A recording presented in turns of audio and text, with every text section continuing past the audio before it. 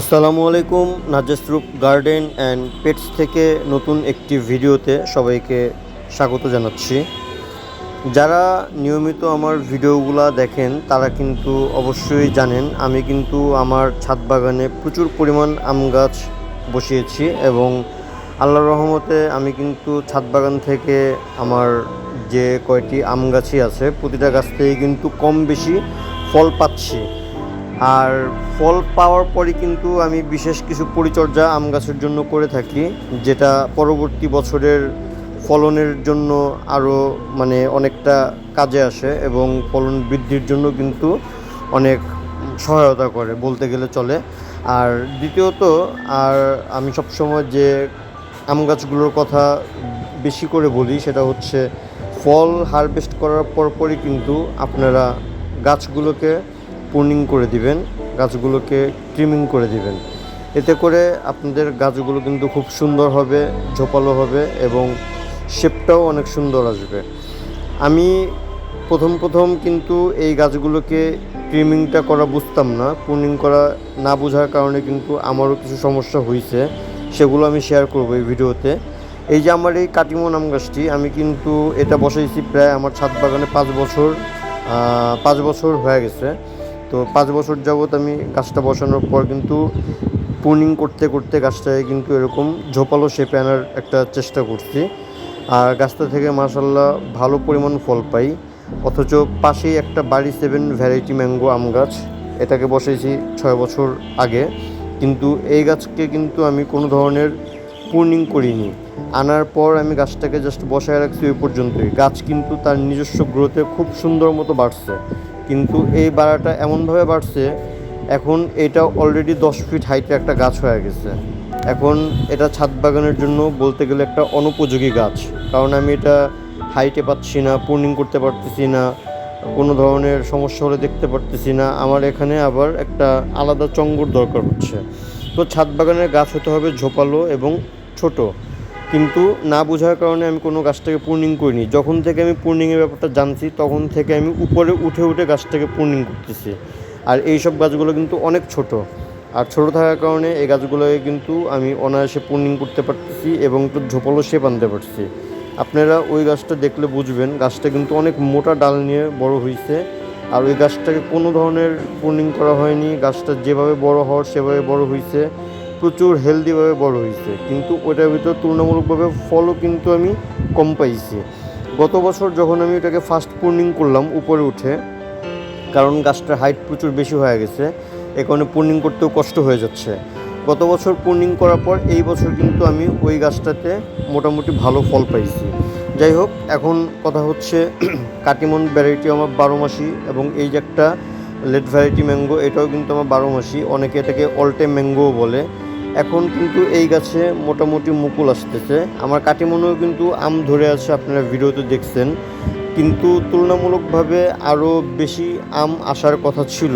কিছুদিন আগে শিলাবৃষ্টির জন্য হয়তো আমার আমের মুকুলগুলো ঝরে যাওয়ার কারণে আম অনেক কম আসছে। হয়তো টোটালি গাছে 8 থেকে 10টার মতো আম হবে, এর বেশি না। আর এই গাছটাতেও যখন মুকুল আসছে তখন আবার আমাদের বাংলাদেশে যে ঘূর্ণিঝড় রিমালটা তাণ্ডব করছে, এই রিমালের কারণেও কিন্তু অনেক মুকুল পড়ে গেছে। তো যাই হোক, যে কটা মুকুলই আছে দেখা যাক, এগুলোও যদি আমার ফল সেট হয়ে যায় আলহামদুলিল্লাহ অনেক, কারণ এই গাছে আমার প্রচুর পরিমাণ ফল আসে। আর এটা কিন্তু আমার প্রতি বছরই মোটামুটি 2বার কি 3বার বছরে ফল পাই। এটা এক ধরনের বলতে গেলে 12 মাসি একটি ভ্যারাইটি, যদিও 2বার কি 3বার ফল পাই সেহেতু বলা চলে এটা 12 মাসি, বলা চলে না, এটা 12 মাসি। যাই হোক, পাশাপাশি আমার এখানে একটি হাড়িভাঙ্গা আম, এটা আমার এবছর প্রথম ফল আসছে। এটা আমার ছাদ বাগানে বসানোর বয়স হয়েছে প্রায় 3 বছর। তো এবারই প্রথম ফল আসছে, মাশাআল্লাহ ভালো ফল আসছিল, প্রায় 10টার মতো ফল আসছে। কিন্তু কিছুদিন আগে যখন শিলাবৃষ্টি হয় তখন ফলগুলো ফেটে যায়। 5টা ফল টিকছে, দেখা যাক হারভেস্ট করার আগ পর্যন্ত এগুলা ঠিকঠাক থাকে কি না। তবে ফলটা খুবই টেস্টি, কারণ একটা ফল কিছুদিন আগে আমরা হারভেস্ট করছিলাম, তখন দেখলাম যে ফলটা খুবই টেস্টি এবং খুব মিষ্টি। হাড়িভাঙ্গার স্বাদ তো যারা টেস্ট করছে তারা জানে। আর এটা একটা আমরুপালি গাছ, এটাকে আপাতত কিছুই করব না, এটা ফল আছে, ফল সেভাবে থাকুক। কিন্তু বাকি যে 3টা গাছ বাড়ি 7, কাটিমন এবং হাড়িভাঙ্গা, এই গাছ 3টাকে আজকে প্রুনিং করব। আমি গাছগুলোকে প্রুনিং করার পর এই যে ভিডিওটা শ্যুট করতেছি, এটা হচ্ছে আমার বাড়ি 7 ভ্যারাইটি ম্যাঙ্গো যে আম গাছ, ওই গাছটাকে আমি এখন কিন্তু অলরেডি প্রুনিং করে দিছি। প্রুনিং করার পর তেমন বেশি পাতা ফেলতে হয়নি, অল্প কিছু পাতাতে কিন্তু গাছটা প্রুনিং হয়ে গেছে। আপনারা দেখছেন গাছে কিন্তু অসংখ্য নতুন নতুন পাতা ছাড়ছে। কিছুদিন আগে যখন ঘূর্ণিঝড় রিমাল হয় তখন কিন্তু অনেক ডাল ভাঙ্গা যায় এবং ওই ডাল ভাঙ্গা থেকেই কিন্তু অটোমেটিক পূর্ণ হয় এবং পূর্ণ হওয়ার জন্য নতুন নতুন আবার পুষ ছাড়তেছে। আর আমার কাটিমনের যত ডালগুলোতে ওই যে মুকুল ধরা ছিল, যেগুলা শিলাবৃষ্টির জন্য নষ্ট হয়ে গেছে, মুকুলের যে এটা কি বলে সায়ন নাকি, মুকুলের ডালগুলো যে ছিল, এই ডালগুলোকে আমি আজকে পুরোপুরি ট্রিমিং করে ফেলে দিছি। আরও প্রচুর ডাল ছিল, রিমালের সময় কিন্তু অনেক ডাল ঝরে গেছে। তো আজকে পুরো কাটিমন গাছটাকেও আমি কিন্তু ট্রিমিং করে দিলাম, প্রুনিং করে দিলাম। দেখেন আমার কাটিমন ওই যে মুকুল দেখা যাচ্ছে, আবার আমও দেখা যাচ্ছে। এই কাটিমন গাছ জুড়ে কিন্তু আম, মুকুল, পাকা আম সব থাকে, একটা গাছে কিন্তু চক্রাকারে সবই থাকে। আর হাড়িভাঙ্গা আম গাছটি থেকেও ফল থাকা অবস্থায় আমি প্রুনিং করে দিছি, কারণ যে 5টি ফল আছে, যখন এই 5টি ফল আমি হারভেস্ট করব তখন আবার এই হারভেস্ট করার সময় এই ডালগুলোকে দেখে দেখে আমি প্রুনিং করে দেবো। এজন্য আমি পুরো গাছটাকে এখন প্রুনিং করে দিছি, যাতে প্রুনিং করলে ফলের কোনো প্রবলেম হবে না, কিন্তু গাছটা আরও তাড়াতাড়ি নতুন পাতা ছাড়ার জন্য ম্যাচিউর হবে। এই এতটুকু গাছ থেকে কিন্তু প্রচুর পরিমাণ পাতা আমি প্রুনিং করছি, আপনারা দেখেন অনেক পাতা প্রুনিং করছি, অনেক পাতা কেটে ফেলছি। তো এটার ভিতরে যদি মোটামুটি 20টার মতো ডাল থাকে, তাহলে ইনশাল্লাহ 20টার থেকে আরও 60টা ডাল বের হবে আশা রাখা যায়, কারণ একটা ডাল কাটলে কিন্তু অনায়াসে 3টা ডাল বের হয়। যাই হোক, প্রুনিং করার পর আমি যে কাজটা সবসময় করি আপনারা জানেন, আমি কিন্তু পুরো গাছগুলোকে ফাঙ্গিসাইড দিয়ে স্প্রে করে দিই। কারণ প্রুনিংয়ের পর মেন কাজই হচ্ছে ফাঙ্গাসের যাতে কোনো ধরনের অ্যাটাক না করে। আরও যেহেতু সামনে হচ্ছে বৃষ্টির সিজন, বৃষ্টি অলরেডি হচ্ছে কম আর বেশি, এই কারণে কিন্তু এখন গাছের গ্রোথ খুব সুন্দর মতো আসবে। এই জন্যই কিন্তু আমি গাছগুলোকে সুন্দর মতো প্রুনিং করে দিচ্ছি ফল থাকা অবস্থাও, কারণ এই ফল থাকা অবস্থায় গাছ প্রুনিং করলে কোনো সমস্যা নেই, কারণ ফলগুলা ধরার আগে প্রুনিং করলে হয়তো সমস্যা হয়, কিন্তু ফল ধরার পর প্রুনিং করলে কোনো সমস্যা হয় না। তো এখন যেটা আমাদের কাজ, ভালোভাবে প্রুনিং স্প্রে করে দেওয়া। আমি ফাঙ্গিসাইড দিয়ে স্প্রে করে দিচ্ছি।